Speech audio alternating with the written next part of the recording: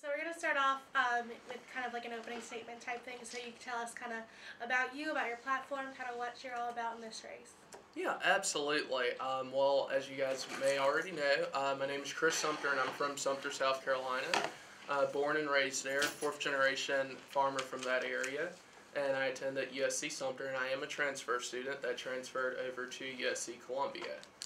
And during that time frame, I tell you, it was a significant experience. Being able to transfer from a campus where there was about 6,500 students, and then proceeding on where there's about 30,000. So you can only imagine there. But however, during that time, I had the opportunity to serve as student body president at USC Sumter and did some pretty significant things, such as enhancing the sustainability programs around the campus area, as well as ensuring that all areas of the student body was represented, whether it was from military to non-military transfer students, as well as leading into foreign exchange. So it was really great having that opportunity to make sure that I made an impact on everyone that I came in contact with. Following that, of course, I transferred over to USC Columbia, and there I had the opportunity to serve in student government, and I served as a senator and proposed 10 pieces of legislation at one time during my first Senate session. So I thought that was pretty amazing, and out of the 10, if I'm not mistaken, it was probably about 7 of them that passed. So I thought that was pretty decent to transfer from USC Sumter and still be involved in student government and come over to USC Columbia and be involved and, make sure that I make a positive impact on everyone's life that I come in contact with. But not only that, moreover, figuring out exactly what every constituent that I served stood for so I could stand with them for it. So that pretty much gives you a background of, where I'm from and some things that I did from Sumter and transferring in. In reference to my platform, as you guys may see, there's several things that are listed there, but some of the main focus points dwell in making sure that campus safety is enhanced. That's one of the things that is a priority. Whether you're in the workforce or you're at your residence and different things of that nature, safety is always something that you need to think about first. And so my plans with that is to actually enhance the lighting as well as the call boxes around campus. As you guys may know, the call boxes, we have a limited amount, and I think that amount is accessible, but I think that there's some areas where they're not located that they need to be. As far as the lighting, there's been other universities that is in the SEC that have enhanced their lighting. And there was a product of enhancing that lighting, which means that their crime rate decreased.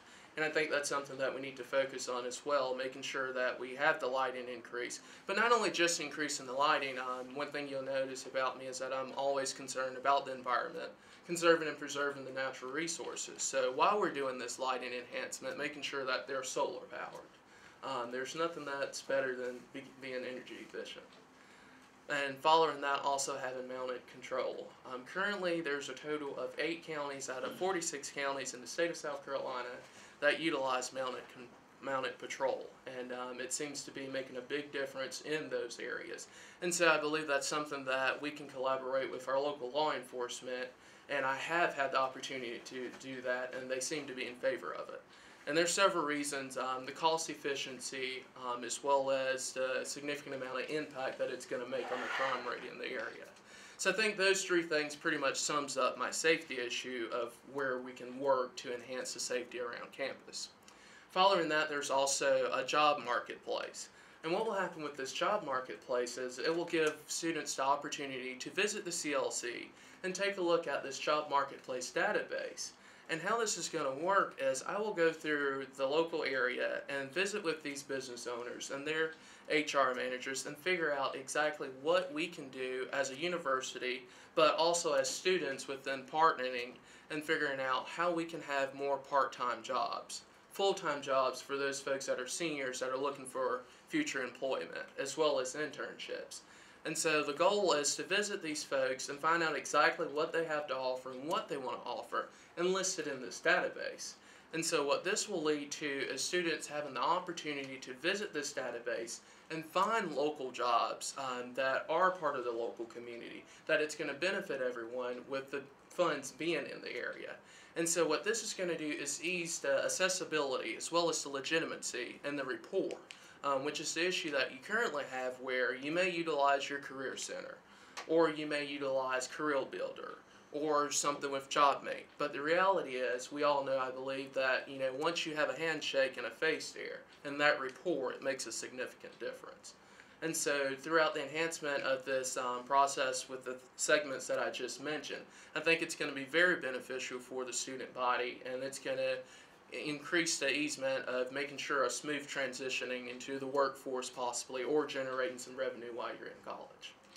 And the following thing that deals with another marketplace, as it's called, is the fundraiser marketplace. There's several different organizations that are around campus that are wanting to do some significant, amazing things.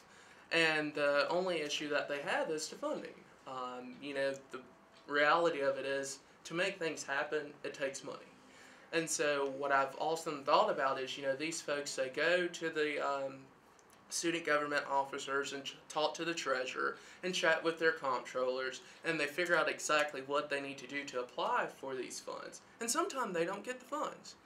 But where I have the issue is, not only are they told that, hey, you're not going to receive these funds, but they're not receiving an alternative route that they can proceed to get these funds.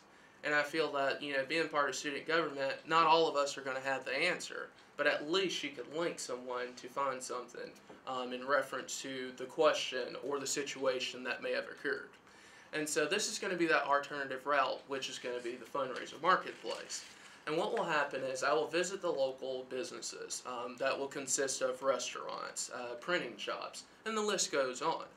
And the objective is to figure out exactly, how can we partner with y'all to generate some funds, but not only just generate funds, but also have that rapport and figure out exactly, how can we work together to better our community and better Carolina.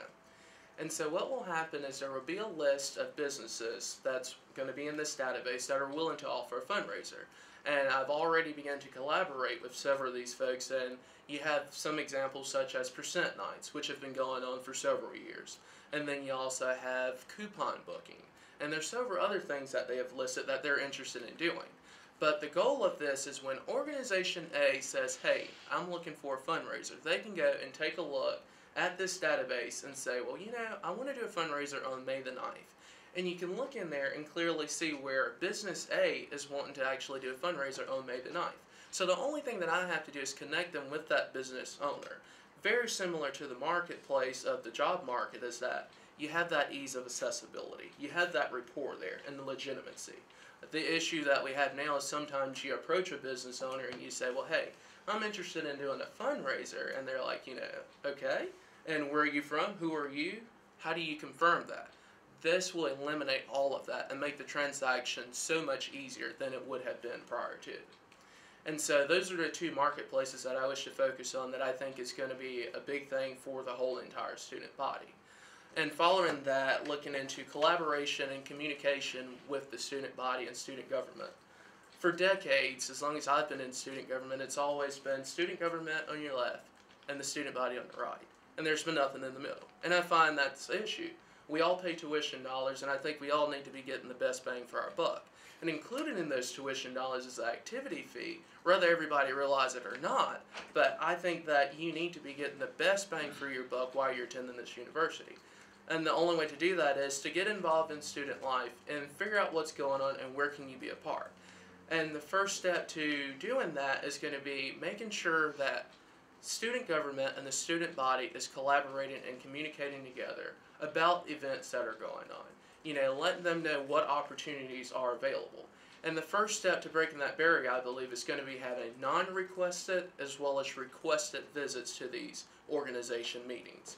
Currently, there's a total of 431 organizations on campus. And with these total amount of organizations, that's a significant amount. And the reality is, one person can't visit all 431 organizations. However, I do believe that there can be a committee established that will go out and find, these organizations and figure out exactly what they're doing, where they've been recognized, and how they've been recognized, so these folks can get recognition and be recognized on campus. And I think that's going to be the first step towards collaboration and communication and breaking that barrier where we're all working together, and it's not a one-way street where organizations is constantly going to student government saying, hey, I need this, I need that. I believe it needs to be a two-way street. Why not let's partner on getting some things done? I think that's going to be a better idea where you can move forward and have that collaboration, communication, as well as build that generic strategic rapport. And so that's my plans towards enhancing the collaboration and communication. Another thing that's mentioned on my platform deals with a lot of the traffic lights. And when I say traffic lights, also dealing with traffic signs. There are some parts on campus where lanes are two-way, and then there's others where it's four-way. And what I think is we need to actually go and collaborate and communicate with SCDOT and figure out why is it this way. If there's a rule, there needs to be a reason. And once we figure out why, let's see what we can do to enhance it. For a prime example, if you're exiting out of Greek Village, that area over there, not specifically the lanes is an issue, but how the traffic lights is designed. I believe there could be a more enhanced way of, directing the traffic through that lighting system of something being different than what's currently there. As I mentioned earlier, safety is a big issue, very big issue. And so I think that that's one of the things that I want to focus on to make sure that that's covered all around campus. And another thing that I wish to do is to ensure that all of the satellite campuses is being covered. I'm really hardcore on making sure that everybody is recognized and covered within creating any type of planning, whether it's going to be strategic planning or not. I believe everyone needs to be included. That goes from our non-traditional to our military to our foreign exchange, as well as our transfer students. I believe that we need to make sure that everybody is squared away, and I believe that creating that rapport and that relationship with the neighboring campuses is going to be something that's going to enhance that.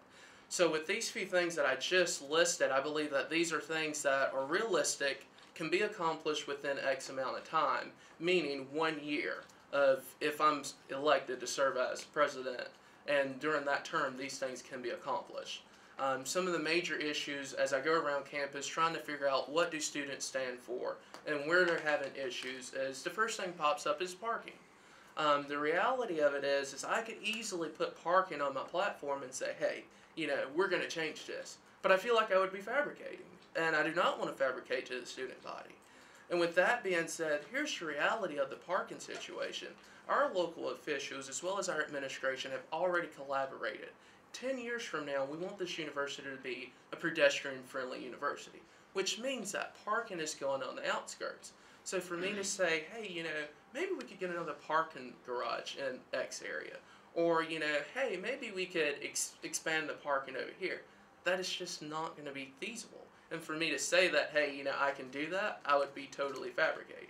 Because I've seen what the plan is, and I know what the plan is. And the only thing that I could do is voice the opinion to make sure that that plan is enhanced where it could be user-friendly for the whole entire student body. And I'm sure many of y'all have heard of the issue of possibly commuting folks from the former farmers market, as well as the state fairgrounds. And so those are two options that they're looking at in the future that's going to keep the ease a little low as far as, removing parking from campus and spreading it out on the outside. And then another thing deals with the meal plans. That's been a big issue. Everybody has been complaining about, what can we do about meal plans? But the reality of the situation is currently how we stand with having one monopolized company that covers each sector of the meal plans, it becomes an issue because where do you turn? There's no one else to turn to because you have that one individual.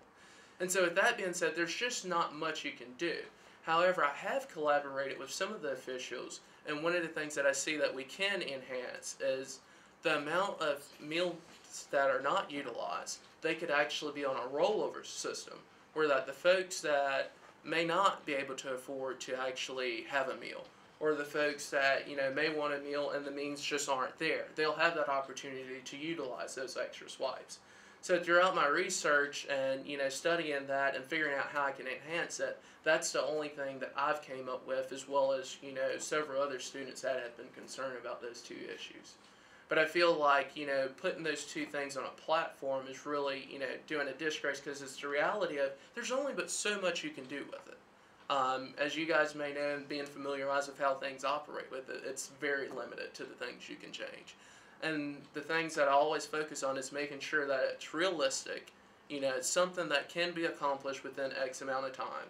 And I don't want to leave work on the incoming president, if elected, to finish this project up. I think that when you put things on your platform, you need to run on that and make sure that you can accomplish that within your term and not add things along the way.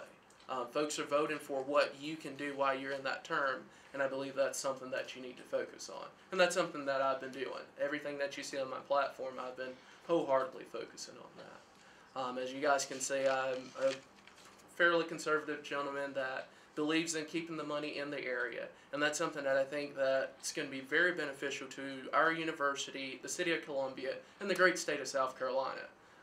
What gets better than the Palmetto State, I must say. But with that being said, I'm all about making sure that we take care of the locals and keep the money in the area. It's nice to meet you guys. I'm Lindsay Richardson. I'm really humbled and honored to have made it this far. I don't know. But I'm a junior here. I study political science, management, and marketing. My platform is called Let's Reach, and it's reaching on different levels. So we're reaching for student issues, we're reaching for student services, we're really reaching for the students. We're also trying to reach as many students as possible too, because we think that's important as going forward, that if you're going to represent the student body, that you need to be able to reach a diverse group, a huge group, a substantial group, because you are that one voice on the board of trustees. We're trying to make direct impacts on the student life, because I've seen some challenges and some issues from various students and from various backgrounds, and I don't believe that any Gamecock should ever have to face the same challenges that are being faced today. So that goes for like the class of 2018, or that goes for the next fall semester. Some of these issues, to me, should be gone. What issues specifically are you talking about, and how would you hope to remedy them? Some issues specifically, I'm talking about the affordability and accessibility issue. Affordability for sure is going to be a huge topic coming up in these years, especially as we're aiming for tuition timeout and tuition freeze for our institution. As you know, our state is actually quite underfunded. We're at about 9% per se, and that's, to me, a little bit unacceptable. We're the flagship university of South Carolina, that we can't even make it affordable for some of our own residents. Another issue is accessibility, and that goes on different fronts, from accessibility for people with disabilities, accessibility for people with diverse backgrounds, accessibility for people who might need that extra support from our Gamecock community. That we need to make sure that some of our services, some of the issues that we're providing are going to hit people on multiple fronts, and making college and your experience the most accessible it can be. And I guess, the question I asked this about the debate too is, how would you go about trying to make college more affordable using the role of the student body president? Because obviously, you're not in the legislature, and the board of trustees has a non-voting seat. So how would you go about pushing for that? Quite a couple ways. I know the always issue of student government is what kind of power do you have. I like to say student government has influence, and that we can influence the way bodies move, the way our faculty moves, the way our administration moves when approaching issues. A couple ways that I would go about personally trying to make the issue a little bit more affordable is, one, being that leader who's going to fight for students, who's not just going to go into these meetings and just nod your head and agree with what's going on, but who's actually going to say, hey, this is an issue and you need to take it a little bit more seriously. Students are literally either having to transfer, take on multiple jobs, or take out excessive loans to be able to go here. And other ways, I guess some more activist ways that I would like to go about this is expanding our student lobby. As you know, we've had a student lobby in the past. It's kind of fallen off over the years, but we've managed to bring it back. It's doing some great work, but I think it could be a lot better, in my personal opinion. Currently, as the structure works now, they kind of start up in the fall. They do a lot of researching on issues that they want to inform the legislator about, and then in the spring they take more visits, especially at Carolina Day at the State House. However, I think you should start doing that research over the summer and start really pushing that activist during the fall, because you need as much time in there with meeting with legislators to be able to get that point across. I also like to partner a student lobby with some of the political organizations on campus, like the College Libertarians, College Republicans, College Democrats, because the more you can bring more students in and get them involved, the more issue and the more clout your voice has when you're speaking to legislators about those issues. Another component in my platform pertains to these issues, a campaign called 10,000 Letters. I had the opportunity over fall break to visit some other universities, and it's actually kind of recurring theme about affordability in higher education. And one of the universities I got to kind of talk about a little bit more on a deeper level was Ohio State and the University of Ohio. And they did something kind of unique, and I would like to kind of try it here, where they actually got their student body to send 10,000 letters to their state house demanding affordability, and it made an impact. I believe that a lot of these students are voting constituents for a lot of those members in the General Assembly, and when you have 10,000 people saying you need to take this a little bit more seriously, I think you can start making some changes that way. Yeah, so again, you already know my name's Jameson, but I guess my opening platform is, I think anyone that runs for student body president, no matter who runs, we're all going to fulfill certain duties. If you're at the debate, I think you heard me say some of this, but I think every single president we've had before, there are certain responsibilities that they're going to fulfill, and some do it better than others. And if I'm elected, I'll do those things as best I can. And there are certain initiatives I'd like to do, but I guess the main reason, and kind of an idealistic motivation, was, when we look back at what we have in this country, we have so many freedoms that are absolutely unprecedented. I mean, our very birth certificate of this nation says we're all created equal. And the reason is because we've been endowed by that way by our Creator. And I know it sounds kind of comical. People will be like, well, what does it have to do with student government? But like it or not, every single person in this room is ultimately going to be governing this country. One day you're going to take over for what your parents have been doing. And I think it's essential to pass on these values that have made us a great country and all the freedoms we have. And right now we don't do this. But currently South Carolina law agrees with this. And so one of the main reasons, among other reasons, one of the main driving points, the reason that I want to run, is because I really think it is important for the future of this nation for us to teach our founding documents. So that's my main, I guess, initiative. So beyond that, do you have any kind of platform concerning other initiatives, like more kind of based in student government operations, like academic or safety? One thing, I know at Gamecock games we have loyalty points, and I think that's a good thing, rewarding people for coming. But one thing that I'm concerned about is people get their ticket, and after they get it, they think, well, I'll just show up to the game, check in, and leave after 10 minutes because I don't want to lose my loyalty points. And I would like to see something where if you leave before halftime, you have to swipe your card for them to let you out of the student section. And the reason for that is if you're coming to the game and you're not staying before, you're leaving before halftime, I don't think you should get those loyalty points. Now, I'm not saying being a stickler and say you have to be all 4 quarters, but I think you need to be there at least halftime to retain those loyalty points you got for getting that ticket. That's another thing I'd like to see. With meal plans, I think it's fair that Sodexo doesn't want you to be able to swipe all 20 of your meal swipes in one meal period. That's fair, because Sodexo, they have to make money. And not just that, but to be able to have an efficient system, they have to be able to have at least a reasonable queue of how many people are going to be coming through a meal period.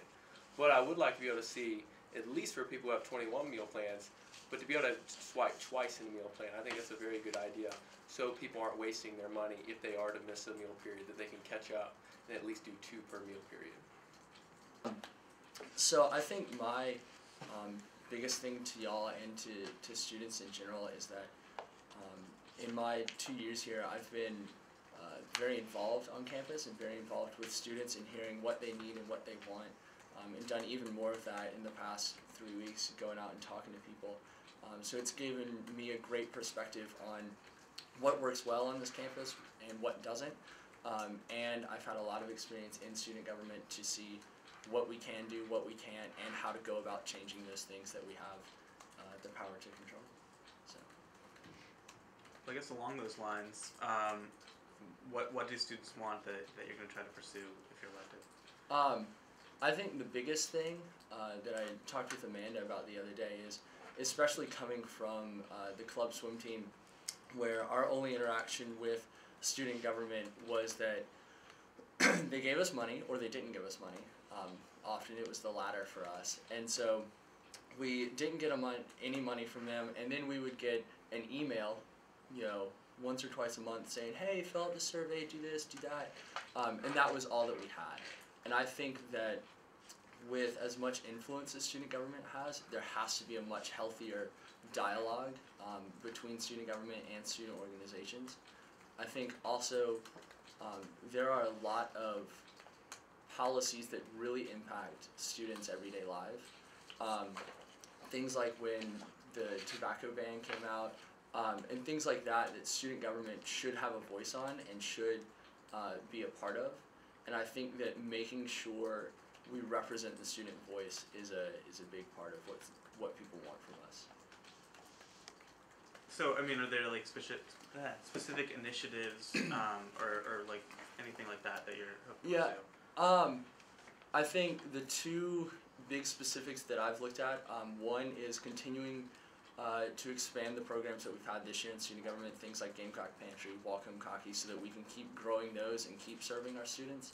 I think also our homecoming experience is great.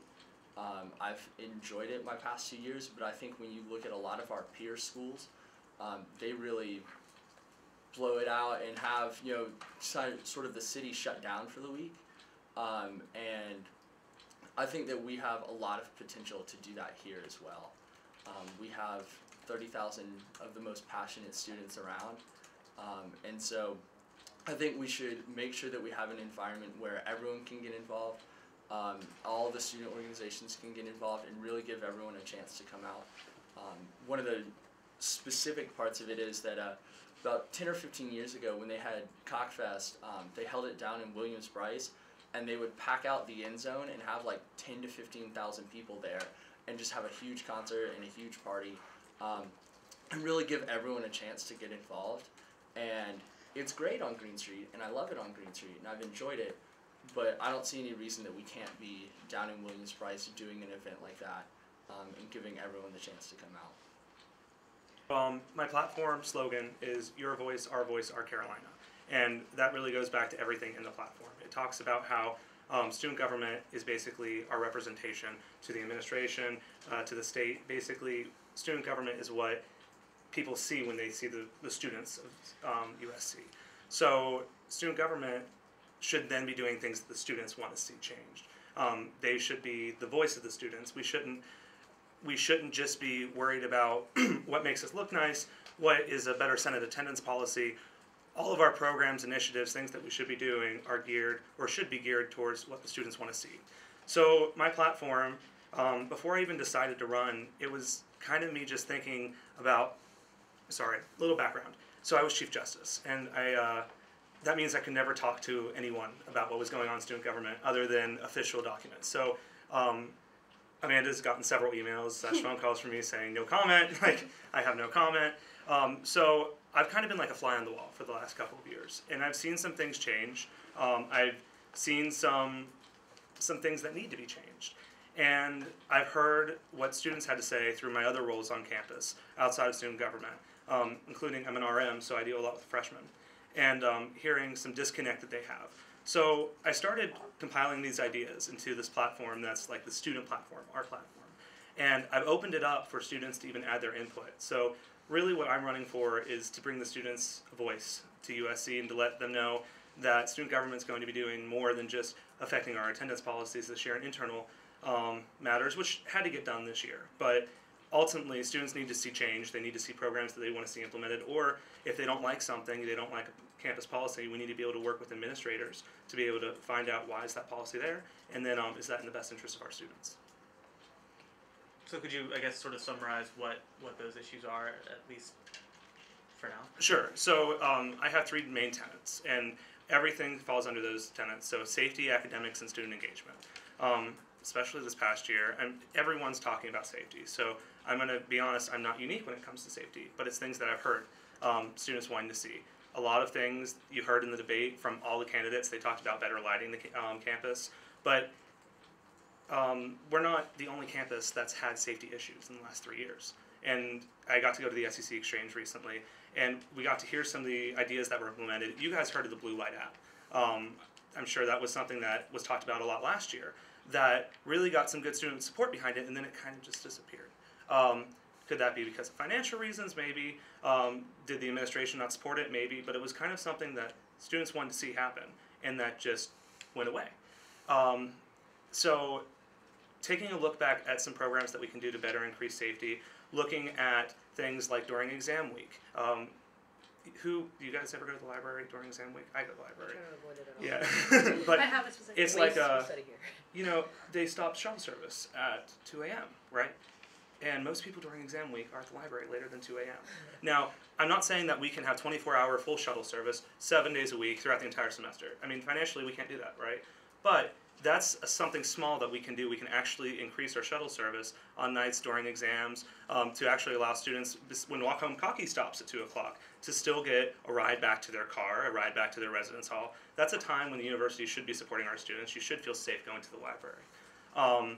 And then we also should be listening to our students and making avenues for them to say when they don't feel safe on campus. So that way we can address that as it comes up. Safety, academics, I think the number one thing I want to do, and this is kind of financial, if I had to say the first thing that's so obtainable that I don't know why we don't do it already, but on our course evals that we do every single year, the first 2 questions should be, was there a required textbook for this course that you were instructed to purchase? And the second question should be, did you use said required textbook? And that information, if nothing else, should be published. I spent $500 in textbooks this semester, and I'm not even a science student that has to buy these textbooks that are $400 each. That's an issue, and it makes it harder for people to get an education. We're talking about tuition timeout and all these things of how to decrease our tuition, but also we need to look at what we can fix at home versus what we can push the state house to fix. So that's one of my academics initiatives. And then with student engagement, it's just getting our voice out there more, letting students voice their voice more. I know that kind of sounded repetitive, but Student Senate we have every week, and it's kind of intimidating if you've never been before. And most people that go are people that are in Student Senate or people that are reporting on Student Senate. So something I learned at SEC Exchange, which sounds like it could be a big hassle, but from talking to these other schools, it's not. It's having opening, roll call, pledge of allegiance, and opening the floor for 15 minutes if students would like to come and share a concern that they have so that Senate can work on it. We talk about how can we get our senators out there all the time, and there's ways to do it. Senators frankly don't like the idea that they're going to be required to go and be out, maybe table, make themselves available, dedicate more time, but ultimately we're here to serve the students. And then if we're allowing students to come, granted, are people going to come every week? Probably not. But if we give them that opportunity and someone comes and says, I don't feel safe in this instance, it gives them that forum to publicly, now they're saying it in front of the Daily Gamecock. Now there is accountability on student government's end that we have to address the matter. We have to do some research on the matter because that's what we're here to do. So I'd say, it's a long summary, but it's the 3 tenets of my platform and just one snippet from each one. So, as all I probably know, my name is Natalie Hageman, and the reason I kind of decided to run was for the past year I was a finance chair, and I realized how much I love this. Like, I love being able to work with organizations, and I just haven't been able to actually work with them and follow through because as finance chair, it's just like I get to tell organizations, no, you don't receive the money. So I want to be the person that gets to say, like, yes, like, I get to help you receive the money and follow through with you and make the paperwork and help you get this money in the end. So it's kind of like my main goal. That's like why I decided to run. And so honestly, I love giving back to this university. Like, currently I'm an SI leader for Math 122, and that's really fun. Like, I love being able to help students, and like, even though most of the time they come is for a test review, but it's awesome because they need that. It's like something, and also I guess I'm an RHA, and it's helping out with housing, and so with that we get to help plan events. And I currently, like last year, I was on planning events, now I'm on the exec, so I get to help residence halls and South Campus plan their events they put and they give back to their communities. And so that's kind of a little bit about me. Like, that's what I love to do. Like, so I'm here, so that's my passion, you could say. And so my platform is have experienced the passion and the plan. And I've gained my experience through what I've done, and all my experiences here, especially as finance chair, and I've got to see the background and see how everything works. Like, I've worked close with the treasurer, see what she does, and helping with like new codes and things like that. And my passion for this, like, I love helping organizations, and I've realized that the past year. And then through that, I've developed a plan, and like, I've been able to see how it works, so I see what needs to be like fixed and what I would like to happen, and we've already started doing that with creating the way that money is allocated out to organizations. And so that kind of structures my plan and how I want to like reach out to organizations and help them be able to receive money. So that's kind of about me and my platform. So what is your plan? my plan, okay, so it's to increase communication with organizations, because right now it's kind of lacking, and how we can do that is through comptrollers, and their job is to help organizations fill out paperwork, and that's how they get money. And so by my plan, what I want to do is be able to have comptrollers have office hours, so that organizations can come to them and help fill the paperwork. Because when organizations fill out paperwork correctly, that means that they're able to receive the money. Because that's finance chair right now. When things are filled out incorrectly, it's hard for us to delegate money, and it's our job just to look at that. Like, we can't investigate it. That's not our responsibility, because it would be just too much to try to look through everything on the internet and figure out how much everything is. So that's my plan, is to be able to make this easier, make the process simpler, to help organizations be able to know how to do it, and having those comptrollers that are knowledgeable on the subject area be able to go out and help them, and then have office hours where people can come to them, and when they go, they can't communicate that way. So, Why do you think you would be the best treasurer? So broadly, I think that it's the experience and the understanding of what student organizations need and how they operate. I'm sure we're going to delve into like specific experiences, so I don't harp on that again and again. But I think it's a broad approach. Like, that's what you need, especially when we're going to implement a new system. You need to understand like the why the system matters and the how it relates to student organizations. Could you kind of speak specifically about, I mean, obviously you have a number of goals you outlined in this platform, but maybe your sort of top initiatives, like if you could get only a couple of things done in the next year, what would they be? Yeah, so I'll break it down to two. I don't think that you can say there's like, so I've organized it into external and internal, and I don't think I can pick one from one out of the two. Sure. Because in doing so I would undermine the entire other side of the position. So externally, working with organizations, we've got to figure out a way to get this comptroller position on track into something that's like an appetizing position for students, something that they want to apply for, so we get some talent. I've been there, I understand how the system works, like the actual being a comptroller, and it's not really designed to maintain talent. You work with 13 other people, so you have 4 organizations, maybe 1 or 2 of which needs help throughout the semester. So when you have a skill set, anytime you're only using it 1 or 2 times throughout the semester, it gets weak, no matter how talented you are. And then once that skill set gets weak, you tell your friends that you're not really doing anything, and no one wants to be a comptroller. So setting up that infrastructure so that we keep getting talent and helping organizations is more important now than ever, because the system is good, but if the relationship between the system and student organizations is not good, it doesn't matter at all. They're still going to hate it.